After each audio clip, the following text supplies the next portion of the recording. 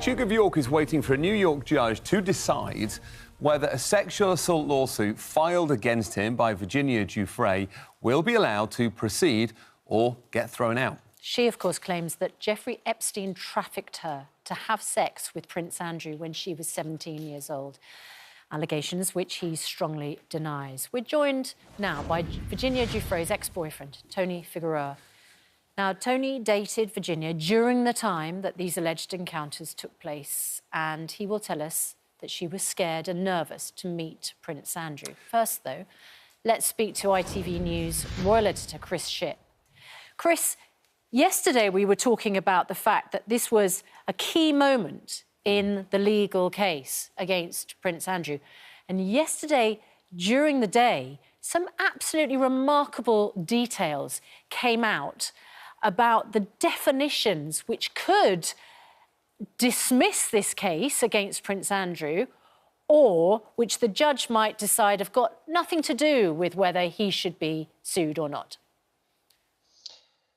Yes, I dialed into that court case from this side of the Atlantic yesterday. It was a virtual hearing in New York, and it would be fair to say, I'm no lawyer, but it would be fair to say that the judge didn't look or didn't seem to be too impressed with the arguments that were being put to him by Prince Andrew's lawyers. Not only on that document we discussed yesterday, this 2009 document, when the judge said, look, the only people really that can enforce that document are Epstein and Virginia Giuffre herself, and one of those, of course, is dead. And when the Prince's lawyer, Andrew Brettler, tried to put it to the judge that Virginia Giuffre hadn't been clear enough in her allegations against the Duke of York, the judge simply replied, that's not a dog that's going to hunt here. So, you don't have to be a lawyer to understand that the judge didn't seem too impressed. But, we now await his verdict. He said it will come pretty soon. We just don't know when that is. Chris, I followed it yesterday. It's just absolutely fascinating. It's also the fact that the word royalty appears in there, and the judge says, well, this just could cover any member of any royal family anywhere in the world. It was the Judge Kaplan was being clearly sceptical. And the other thing that we were talking about this a moment ago, which is it's so baffling to get your head around, which is, on the one hand, Prince Andrew says, I never met her, I didn't know her, I was in Pizza Express in Woking, not Tramp nightclub sweating, my hand was superimposed around her waist in that photo. And yet, for the case to succeed, he has to argue that he is a potential defendant. To be a potential defendant, he has to have some connection to her, right? Chris, is that correct? Yeah, well, it all hinges on this thing of potential defendant and whether or not a third party has access to this document. Let's remind viewers that this document signed in 2009 between Virginia Giuffre and the paedophile Jeffrey Epstein basically meant that she couldn't pursue anyone else for any legal action. I just took it that the judge thought that document only applied really to those two parties, to Jeffrey Epstein and Virginia Giuffre, and nobody else. But we await his verdict. But the judge didn't seem to be too impressed at all. And even the Duke of York's friends were admitting yesterday that it could have gone much better for them. And I think that's a bit of an understatement. All right, Chris, thank you very much indeed. Let's talk then to Tony Figueroa. Tony, you used to go out with Virginia Giuffre and you were her boyfriend at precisely this time. What did you know about what was happening to her, and particularly about the connection she says that she had with Prince Andrew? Well, she had told me before that she was going to go meet him with Jeffrey Epstein. And then when they were on their trip, she had called me and she was talking about, she knew what they wanted him to do, or what they had wanted her to do. And that she was really nervous and scared because she didn't know, how to react to it. And I had explained to her, you're out of the country. There's nothing I can do to help you. You need to do whatever you can do to feel safe. Because obviously, if there's anything that's going to happen, it's completely out of my hands. And, I wanted her to be safe. Tony, when you say out of the country, where was it that she was meeting Prince Andrew, according to that account? In London. You say that you are still haunted by the photo of Prince Andrew with his arm around Virginia's waist. Can you just tell us a little bit more about your feeling towards that image? Well, I mean, like I said, when I first saw it, I mean, it was really disturbing because of obviously she had, you know, when I had talked to her while she was over there, she wasn't in the best place. And when I had actually seen the picture, knowing what is going on and him just smiling like everything was okay, it made me feel really, really uncomfortable knowing that nothing was probably going to happen. You said you're very proud of what Virginia is doing. Tell us a bit more about that, Anthony. I mean, of course. I mean, it takes a lot of guts to do what she's doing. I mean, she's been through a lot her entire life, from before I knew her, while I was with her, to this day. And just to be able to keep fighting and doing what she's doing, I mean, that takes a lot of guts, and especially with who it involves, and to not be backing down and to actually be going through with it, it's, you know, it's very inspiring. Tony, you visited the mansion in Florida Jeffrey Epstein had. What did you see there?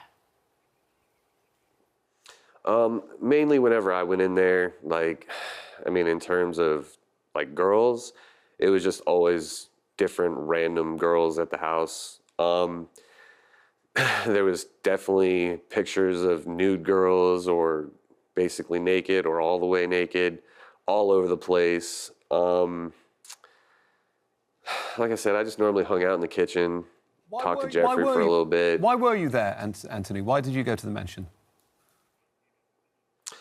Because she had introduced me to him, and then, in all honesty, until I knew what was going on, I assumed it was, you know, a legit masseuse job. You know, I had no inkling as to what was going on other than that, and the fact that they were inviting me to go with her over there just, you know, kind of just made me believe it. What was he like? What was Jeffrey Epstein like when you spoke to him? I mean, when I met him, I mean, he was honestly, he was straight with me. Like, he would always talk to me about how I was doing. Like, every time I was there, like, I'd never even seen anything to throw me any kind of suspicion as to anything that he was accused of.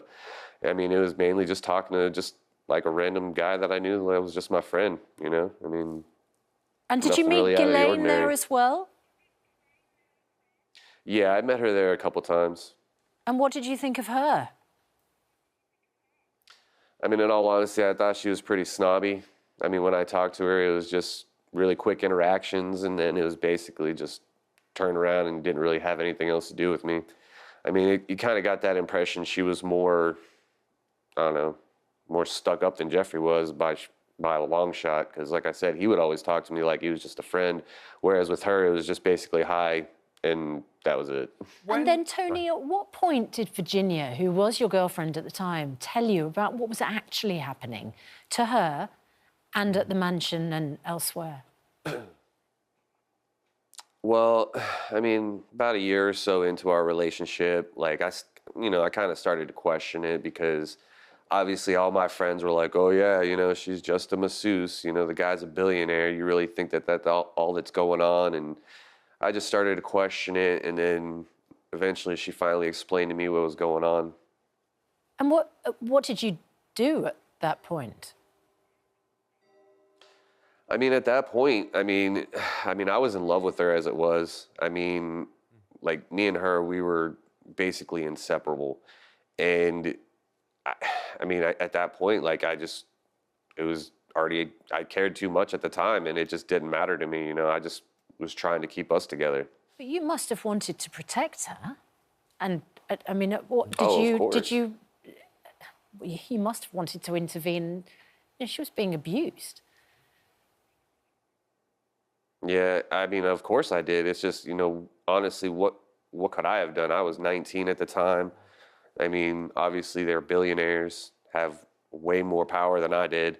And I mean, I was basically powerless. You know, I really couldn't do anything. So it wasn't just in your situation, it wasn't just sexual abuse that was happening. It was an abuse of power as well, which meant that you felt you were powerless to help her.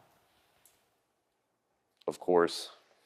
Finally, when you hear, Anthony, when you hear Prince Andrew's lawyers arguing that this case shouldn't proceed essentially because of a technicality about whether or not he was a potential defendant. How do you feel? What's your emotional reaction to what is happening right now? I mean, my emotional reaction is like, I mean, until I see him actually getting to, you know, face the music about any of this, I mean, I honestly feel like, I mean, more than likely somebody's going to get away with it, you know? And I mean, he's royalty. So, I mean, out of anybody, I would imagine he would probably be one of them to not have to deal with any of this. But then again, I mean, I don't know. I mean, as far as over there, like, I have no clue. But I hope he does end up having to face everything that he's accused of. Tony, we appreciate your time this morning. Thanks very much indeed. Yeah, and just to make absolutely... Tony, thank you. We'll let you go now.